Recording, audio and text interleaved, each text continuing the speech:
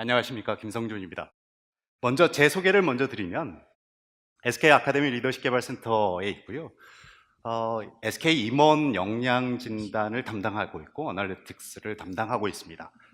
주요 감시사는 리더십 어세스먼트, 어널리틱스, 머신러닝, 플러스 신화학, 인류학 이런 쪽에 관심이 많이 있고요. 2013년도에 책을 한 권 썼습니다. 빅데이터 인재를 말하다. 이게 그러니까 HR 빅데이터를 어떻게 분석할 거냐의 관점에서 제가 책을 한 권 썼었는데, 우리나라 기업이 50인 이상 기업이 한 11,000개 정도 된다고 하더라고요. 거기에 있는 인사 담당자를 대략 추산해서 한 20만 명으로 잡아본다면 그 중에 10%만 제 책이 나가도 2만 권이겠다라고 생각을 했었는데, 실제 나간 건 3,000권 나갔고요. 한 권을 사셔서 많이 돌려보시더라고요. 그럼에도 불구하고 제가 처음에 책을 썼을 때에는 1,000권 정도 나가면 진짜 많이 나가겠다. 왜냐하면 2013년도 당시만 해도 HR 빅데이터 이런 얘기들이 사실 별로 없었거든요. 그런 측면에서 3,000권이면 저는 굉장히 고무적이고요.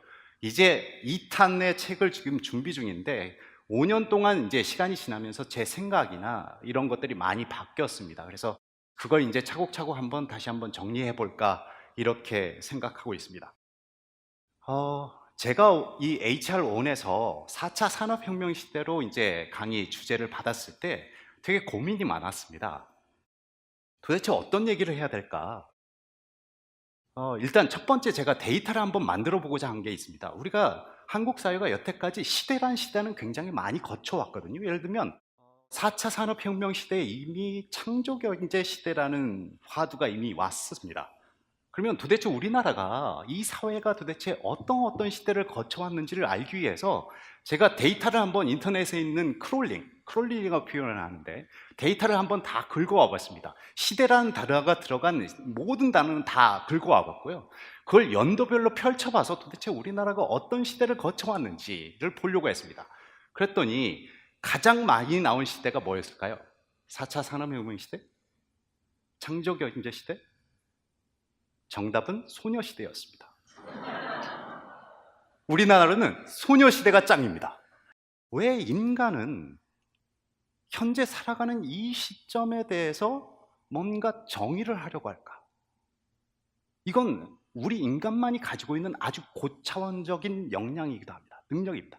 그런데 왜 우리는 계속 무슨 시대라고 정의를 하려고 할까? 이게 되게 이런 생각이 먼저 들었습니다. 그래서 두 가지 생각이 딱 떠올랐는데요. 첫 번째는 불현듯 이런 생각이 들었습니다. 우리 사회가 굉장히 불안하구나. 불안의 시대를 살고 있구나. 시절이 하수상하다 보니 지금 우리가 현재 어디에 와 있는 거지? 이런 생각을 갖기 위해서, 우리의 좌표를 찾기 위해서 되게 부단히 노력하는 사회이구나. 이게 첫 번째 생각이 들었고요. 두 번째는 우리 HR 담당자들은 도대체 어떤 자세를 가져야 되냐. 사실 제가 빅데이터 시대에 빅데이터 책을 쓴 사람이잖아요. 저도 이제 기술의 프론트라인에서, HR 분야에서 프론트라인에서 서 있으면서 다양한 얘기들을 듣고 다양한 고민들을 하게 됐는데, 어느 날 문득 이런 생각이 드는 겁니다. 우리가 다양한 얘기들을 듣고 이 불안의 사회를 살고 있는데 도대체 그러면 그 중심이 뭐냐? 달리 표현하면 펀더멘탈이 뭐냐? HR 담당자가 가져야 될 펀더멘탈이 뭐냐? 우리가 트렌드를 쫓아가고 바라보는 건 좋은데 그러면 우리가 지켜야 될 중심은 뭐냐? 이 생각이 들었습니다. 그래서 사실 두 번째로 소녀시대, 4차 산업혁명 시대, 이게 두 번째로 생각이 났던 건 미생의 한 대사였습니다. 리더라는 건 땅에 발을 딛고 구를 넘어 별을 바라볼 수 있는 사람이라고 하지 않습니까?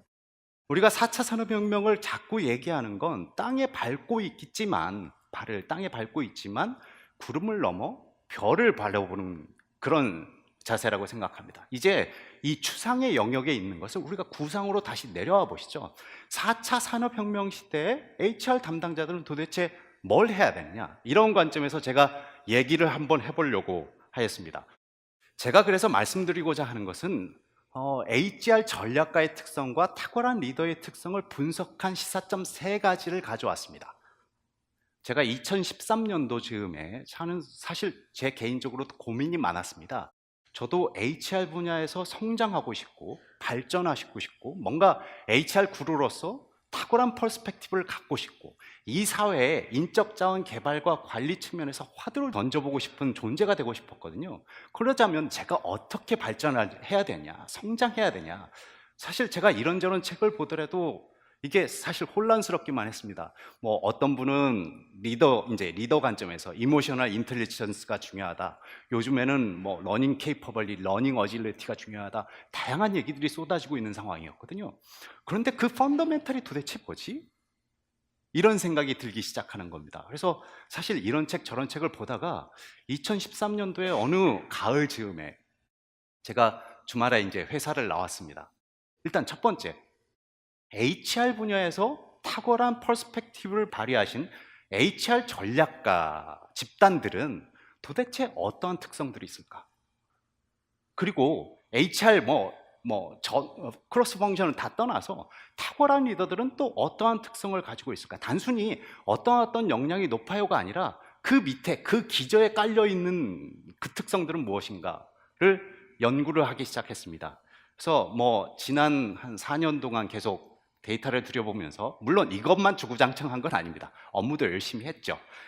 가외의 시간에 주말에 좀 많이 연구를 했습니다. 그래서 여러 가지 시사점들이 나왔는데 그 중에 3가지 포인트만 이 자리에서 공유를 좀 해보고자 합니다. 이걸 먼저 말씀드려야 되겠군요. HR 어널리틱스에서는 2가지 어프로치가 있습니다. 첫 번째는 모델 디펜던트 어프로치라고 합니다. 이건 뭐냐면 분석자가 가설을 가지고, 일단 무슨 가설이 있는 거예요. 예를 들면 리더십이 성과에 영향을 미친다, 이런 가설을 가지고 실제로 그래? 데이터는 뭐라고 얘기해? 데이터가 틀렸어 맞았어? 이런 방식이 모델 디펜던트 어프로치라고 하죠. 이게 전통적인 심리학이나 사회학, 뭐 인적자원 개발, 관리, 뭐 조직행동 연구자들이 주로 취하는 태도입니다. 다른 한편에서는 데이터 어댑티브 어프로치라는 것도 있습니다. 이건 빅데이터 중심의 얘기인데요. 이건 뭐냐면 아무런 가설이 없습니다. 분석자가 아무런 가설이 없는 거예요. 이 가설이라는 건 그 사람의 직관의 영역에 있어야만 가설이 나오거든요. 그런데 데이터 어댑티브 어프로치는 아예 그런 직관조차도 없는 겁니다. 그래서 데이터가 현상적으로 뭘 말해주지? 이걸 보는 겁니다. 그래서 데이터의 현상을 보고 오히려 역으로 계속 추론해 나가는 방식입니다. 원래 이제 심리학자 계열이나 이런 연구하신 쪽은 이쪽을 상당히 비판하거든요. 티오리 없이 어떻게 그럴 수 있느냐.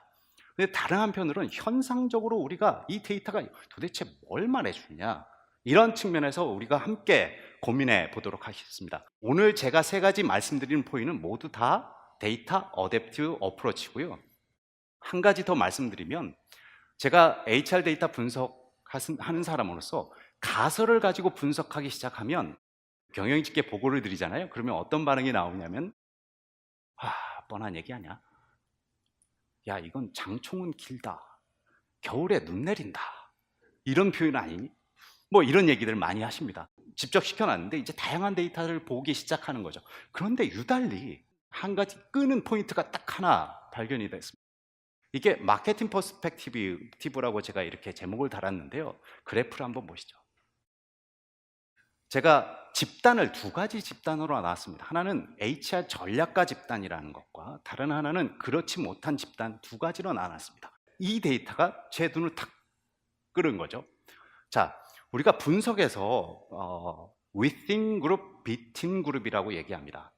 집단 간 차이, 집단 내 차이거든요. 먼저 집단 간 차이를 한번 살펴보도록 하시죠. 집단 간 차이를 보시면 이게 회색이 비전략가 집단입니다. 그런데 집단 간 차이를 보시면 HR 전략가가 가장 높게 이렇게 나타나고 있죠. 첫 번째 특성은 HR 전략가 집단이 마케팅 퍼스펙티브가 굉장히 높다는 겁니다. 2번째를 보시죠. 집단 내 특성을 한번 보시죠. 집단 내 특성을 보시면 사실 이렇게 되지만 가장 높은 포인트가 고객 이해였습니다. 아니 이게 도대체 무엇을 의미하느냐?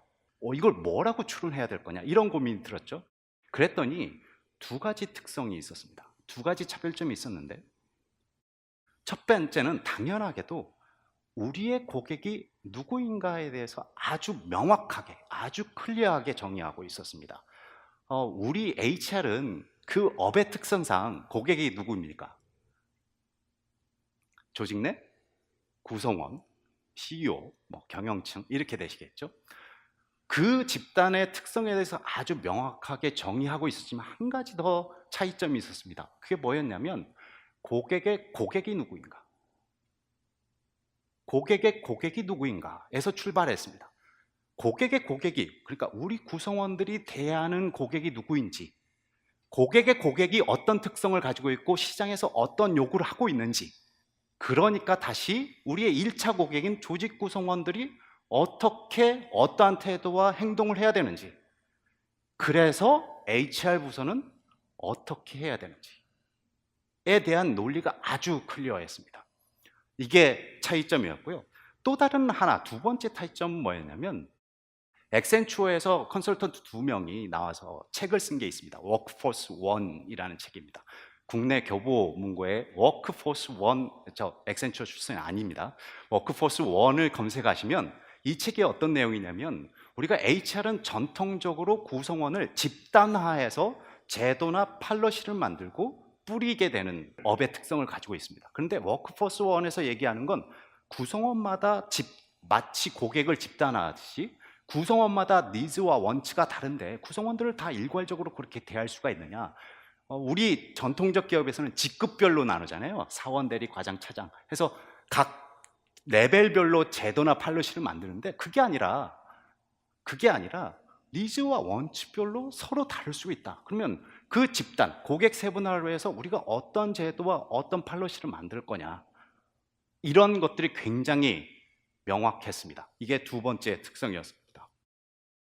그래서 마케팅 퍼스펙티브에서는 두 가지 포인트가 달랐다고 했잖아요. 제가 이 데이터를 보면서 역으로 저한테 질문을 던집니다. 저 스스로한테 질문을 계속 자문을 던지는 거죠. 이 데이터를 보고 추론하고 나서 나는 고객을 내가 어떻게 정의하고 있냐, 내 고객의 고객을 알고 있냐, 이런 것들을 계속 자문하기 시작했습니다. 아직 사실 저도 정확하게 디파인하지 못합니다. 현재 계속 고민하고 정의해 나가고 있는 상황이고요. 그래서 우리가 첫 번째 HR 담당자로서 가져야 될 펀더멘털은 우리의 고객이 뭐냐, 그것뿐만 아니라 우리 고객의 고객이 누구냐. 다시 사고방식은 그럼 어떻게 되냐? 사실 HR에는 도그마가 있습니다. HR은 이래야만 해 라는 관점에서 출발하시게 되는 경향들이, 사실 저도 반성을 많이 했거든요. HR은 이래야 돼, 저래야 돼, 이런 도그마가 있는데 그게 아니라 고객의 고객이 누구고, 그러니까 우리 고객은 어떤 태도와 역량, 행동을 보여야 되고, 그러니까 다시 우리 HR 부서는 어떻게 해야 되냐, 이런 관점에서 함께 고민해 보시면 좋지 않을까 싶었습니다. 이게 첫 번째 특성이었고요. 두 번째 특성은 이겁니다. 제가 이것도 사실 데이터를 보면서 굉장히 아리까리한 거였습니다. 왜 이게 이런 결과가 나타났을까? 경험 변수를 딱 보는데 HR 전략가 집단은 헤드쿼터 근무 경험이 대다수가 있는 겁니다. 아니 그러면 이걸 그냥 일반화하면 헤드쿼터가 없는 단일 기업 같은 경우에는 그럼 저 HR 전략가가 될 수 없다는 얘기냐, 이런 의문이 계속 들었죠. 그래서 도대체 이 헤드쿼터 근무 경험이 얘기하는 게 뭘까? 이걸 알아보고자 했습니다. 그래서 관계사에 있다가 헤드쿼터에 올라오신 분, 헤드쿼터에 있다가 다시 관계사로 내려가신 분들을 밥을 먹으면서 인포멀하게 비공식적으로 질문을 던지기 시작합니다. 헤드쿼터에 가서 어떤 걸 느끼셨나요? 헤드쿼터가 관계사하고 일할 때 뭐가 차이가 있던가요? 이런 것들을 질문을 던지니까 공통적인 답변이 이거였습니다. 헤드쿼터에 갔더니 고려해야 될 변수가 폭증하다라는 겁니다. 자기네 회사에서는 이런 산업에서는 이렇게 하면 이게 정답이었는데 헤드쿼터에 딱 올라가니까 무슨 산업, 이 산업, 저 산업, 전통적인 굴뚝 산업에 뭐 IT, ICT, 뭐 첨단 산업 이런 것까지 보다 보니까 본인이 생각이 가지고 있던 그 정답이 틀린 거죠. 자기가 가지고 있던 생각이 이 산업에서는 전혀 먹히지를 않는 겁니다. 내가 어떻게 해야 되지? 멘붕이 오기 시작하는 거죠. 그래서 고려할 변수가 폭증하고 단 하나의 정답이 없다는 걸 알게 됩니다. 우리가 심리학자들은 이걸 뭐라고 표현하냐면 우리가 소위 멘붕이 온다 이렇게 표현하지만 멘탈 모델이 화학적으로 변화한다, 이런 표현을 쓰죠.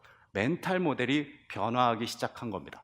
사실 헤드쿼터의 근무 경험이 이게 있고 없고의 유무가 아니라 내가 내 업을 얼마나 다면적으로 볼 거냐, 여러 가지 변수들을 함께 고려할 수 있는 힘을 가질 거냐, 이러한 측면에서 이 변수가 아마 프락시 변수로 사용된 것 같습니다. 그래서 저는 다시 저한테 질문을 던집니다. 이렇게요. 제 일에 영향을 미치는 변수가 도대체 뭘까? 제 일에 어세스먼트, 리더십 디벨롭먼트, 어널리틱스에 영향을 미치는 변수들이 도대체 뭘까? 내가 스스로 좀 더 성장하기 위해서는 보다 더 확장적으로 봐야 될 변수들은 뭐냐? 내가 관리하고 있어야 될 변수들은 뭐냐?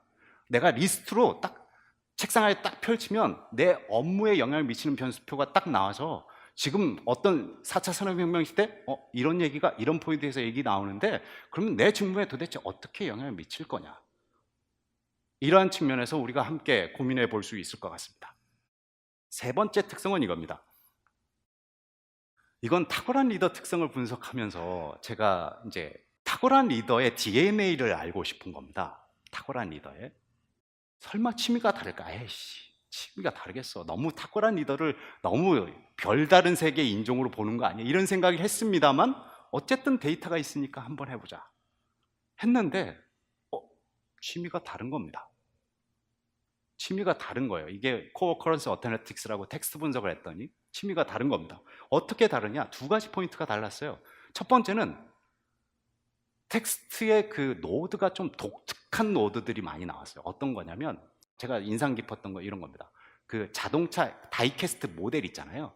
알루미늄 뭐 이렇게 해가지고 그 자동차를 시리즈로 모은다라는 분도 계셨고요. 자전거를 시리즈로 모은다. 오덕 같은 약간 제가 데이터를 분석하면서 한 단계 올려서 직관으로 이제 심상을 그려내는 작업들도 하거든요. 그러면 딱 탁월형 리더들은 약간 오덕 기질이 있는 것 같은 느낌도 들었습니다. 그게 첫 번째 달랐고요. 두 번째 다른 건 이게 정말 저는 개인적으로 의미가 있다고 봤는데요.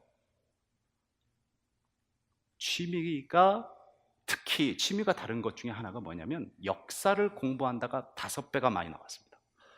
아니 잠깐만, 역사를 공부한다는 게 5배가 많이 나왔다고요? 이게 도대체 뭔 말을 하는 걸까요? 이게 도대체 무슨 의미입니까?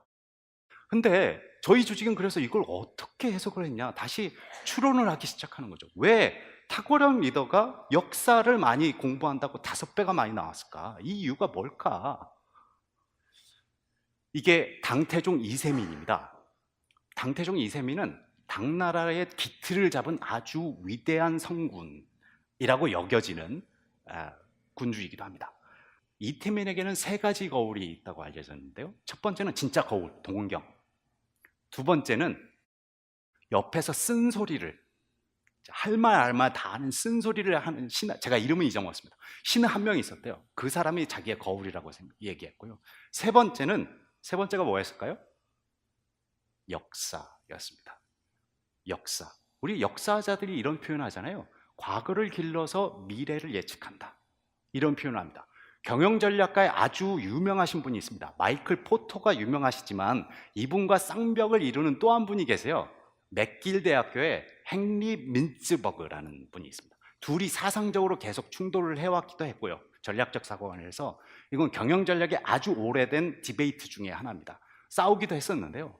헨리 민츠버그가 뭐라고 했냐면 미래를 예측하기 위해서는 가장 먼저 해야 될 게 과거를 보는 거다 라고 얘기했습니다. 우리가 4차 산업혁명 시대 자꾸 얘기가 나오지만 미래를 예측하기 위해서 가장 먼저 얘기되는 게 뭐죠? 1차 산업혁명 시대 어땠고요? 그게 언제 발생했고 어떤 배경에서 탄생했다. 그 임팩트가 어쨌다. 2차 산업혁명, 3차 산업혁명 그 태동 배경이 어떻게 됐고 임팩트가 어쨌다. 그러니까 4차 산업혁명은 아마도 이럴 것이다. 이런 것이 이렇게 되잖아요. 아마도 제가 이걸 분석하면서 한 가지 얻었던 인사이트는 뭐였냐면 취미라는 게 개인이 좋아서 하는 거잖아요. 내가 좋으니까, 이걸 하면 즐거우니까. 그런데 탁월한 리더들은 이분들이 의도했던 의도하지 않았던 취미 그 자체가 자신의 역량 개발에 기여한 상황이 돼버린 거죠.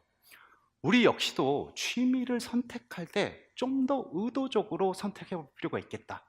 그러면 다시 역으로 저한테 질문을 던집니다. 그러면 다시 취미를, 저는 사진 찍기, 뭐 데이터 분석하기, 뭐 이런 게 취미인데, 나는 그러면 전략적으로 취미를 선택한다면 내 역량 개발에 도움이 되는 전략적인 취미가 뭘까 하다가 역시 저도 역량 모델링 했습니다. 그래서 올해부터 조선 왕조실록을 읽기 시작했습니다. 가장 어려운, 이제 뭐 가장 관심이 있었던 게 세종이었기 때문에 세종 왕조실록을 읽기 시작했어요. 그랬더니 이게 진짜로 도움이 많이 되는 겁니다. 현실에서 현재 고민하고 있는 문제들이 옛날에 그 역사 그대로 반복되는 경향들이 있거든요. 제가 예를 한번 드려보겠습니다. 우리가 소위 HRM에서는 적재적소 인사라고 해서 사람은 잘 변하지 않는다, 그러니까 채용을 잘 해야 된다라는 도그마가 있습니다. HRD에서는 아니다, 사람은 무한한 잠재력이 있어서 누구나 다 발전할 가능성이 있다, 이런 얘기를 하시잖아요. 제가 세종대왕실록을 읽다가 진짜 무릎을 친 게 있었는데요. 정확히 세종 26년 2월 2일이었습니다. 이 사건은 어떤 사건이냐면 세종대왕이 훈민정음을 반포하려고 해요. 그랬더니 최만리, 정창송 같은 대신들이 7명이 6개의 방만문을 올립니다. 6개. 그걸 하면 안 되는 이유를 6개를. 세종대왕이 그 상소를 읽다가 빡친 거예요. 바로 집무실로 바로 7명을 다 불러드립니다. 그래서 이분이, 세종대왕이 다시 그 6개의 방만문에 대해서 조목조목 반박하십니다. 세종대왕이. 그러면서 한 가지 사례가 이렇게 나옵니다. 정창손이라는 신하를 딱 콕 집으면서, 네가 나한테 지난번에 뭐라고 했냐, 내가 훈민정음을 반포하면 백성들이 글자를 알아서 책을 많이 읽게 돼서 효자, 효녀, 충신, 연려들이 많이 나올 것이다 라고 했더니, 네가 나한테 뭐라고 했냐, 사람이 행하고 행하지 않음은 그 사람이 알고 모르게 있는 게 아니라 그 사람의 타고난 자질에 달려 있습니다.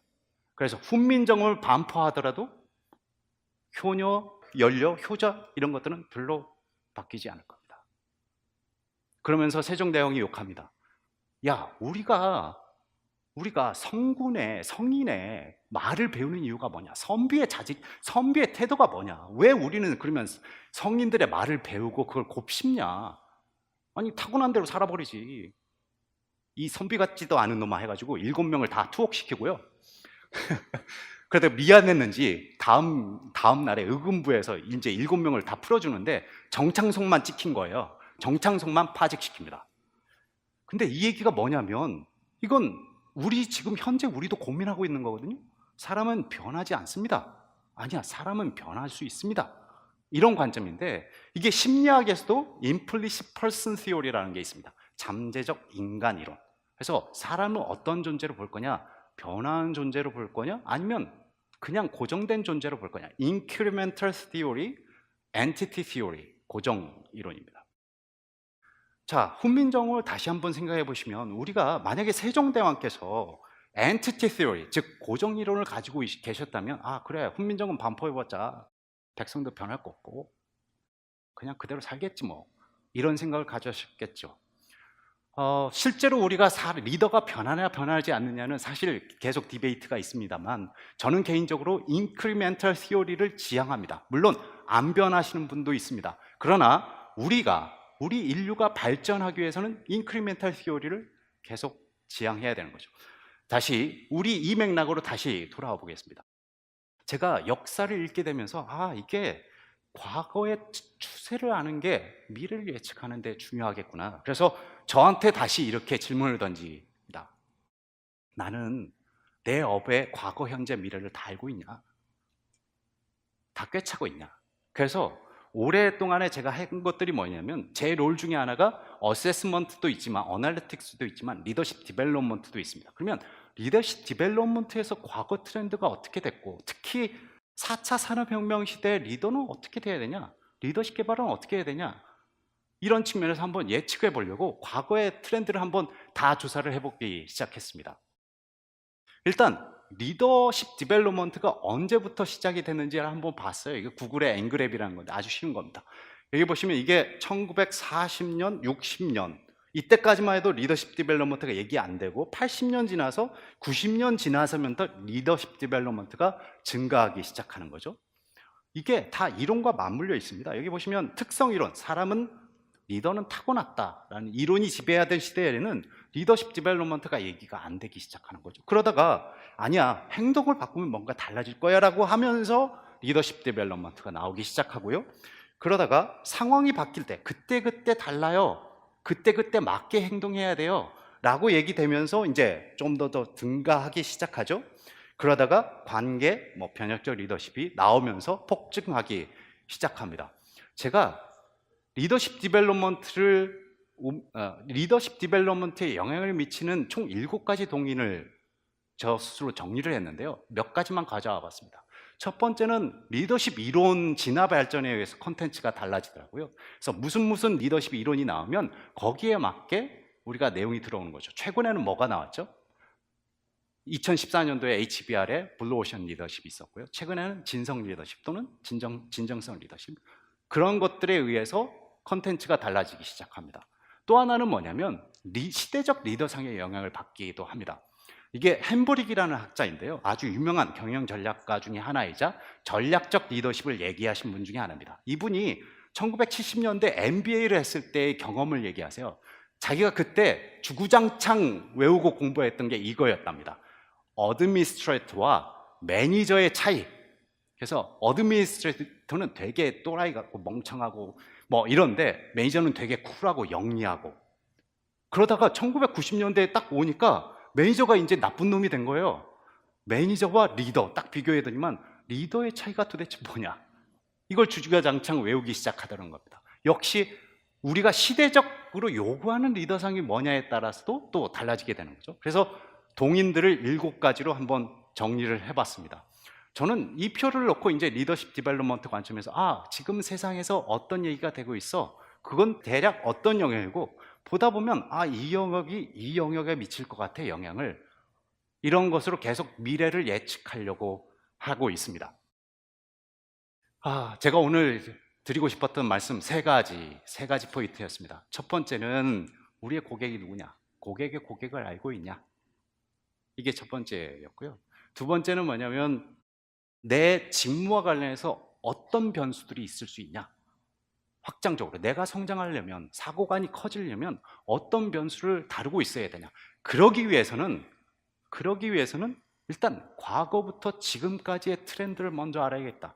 내가 채용이냐? 채용이면 도대체 언제, 우리나라가 1960년대부터 채용을 제대로 하기 시작했다고 했는데 그때는 어땠고 어떤 방식이 있었고, 그러다가 바뀐 시점이 언젠데 그 시대적 배경이 뭐고 동인이 뭐고, 80년대 90년대 예를 들면 평가 보상 같은 경우에도 시대적으로 어떤 배경에서 패러다임이 바뀌어가기 시작했고, 그 임팩트가 뭐고, 실패의 성공한 이유는 뭐고 실패한 이유는 뭐냐, 이런 측면에서 정리를 해내는 게 좋은 것 같습니다. 사실 제가 계속 고민하고 있는 거고요. 지금도 제가 잘해서 이렇게 말씀드리다기보다는 제가 너무 고민이 돼서 함께 고민해 보자고 이렇게 말씀을 드리는 겁니다. 이렇게 마치면 왠지 심심할 것 같았어요. One more thing. 제가 드리고 싶었던 마지막 한 가지 제언입니다. 제가 데이터를 분석하다 보니까 사람들의 정형화된 데이터를 분석을 많이 하는데 제가 제 데이터를 축적하지 않는 겁니다. 제 스스로의 데이터는 없는 겁니다. 우리가 이런 날 있잖아요. 스트레스 많이 받은 날 갑자기 영감이 탁 떠오르기도 하고, 어떤 날 갑자기 레슨 런드가 탁 떠올리기도 합니다.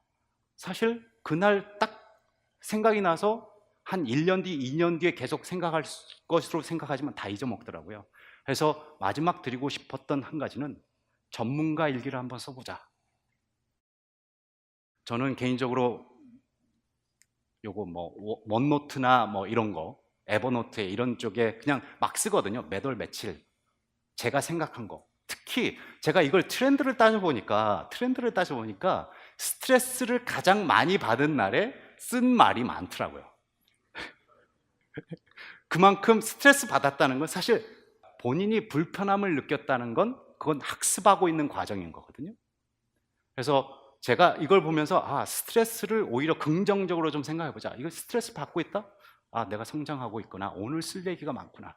이런 생각이 들었습니다. 그래서 사실 제가 이걸 어디서 찾아냈냐면 EBS 명의에 보시면 우리나라의 간 이식 수술로 굉장히 유명하신 분이 있습니다. 이분이 보니까 30년 전에 수술한 것도 계속 다 적어 놓으시고 계속 보시고 계시더라고요. 아니, 우리도 전문가인데, HR 전문가인데 우리가 저렇게 못할 수가 있냐. 제 개인적으로 반성이 많이 됐고, 그래서 2년 전부터 전문가 일기를 쓰고 있습니다. 우리 함께 전문가 일기를 함께 쓰도록 하시고요. 그리고 그 이전에 세 가지 포인트, HR 담당자로서의 펀더멘탈이 뭐냐, 제가 고민했던 것들을 함께 공유하고 같이 고민해 나가면서 성장하는 HR 담당자가 되었으면 좋겠습니다. 감사합니다.